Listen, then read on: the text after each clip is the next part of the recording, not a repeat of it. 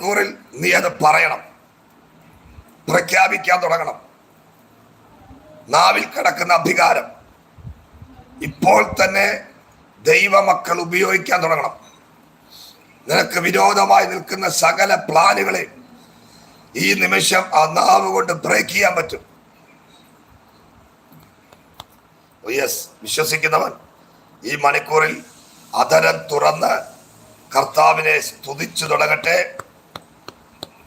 വേദപുസ്തകത്തിൽ ഒരു വാക്യം, യഹോവയ്ക്കും ഗിദയോനും വാൾ എന്ന് ആർക്കണം. ഗിദയോന്റെ കയ്യിൽ വാളില്ല, പകരം അവരുടെ കയ്യിൽ കാഹളമുണ്ട്, കുടമുണ്ട്, കുടത്തിനകത്ത് പന്തമുണ്ട്.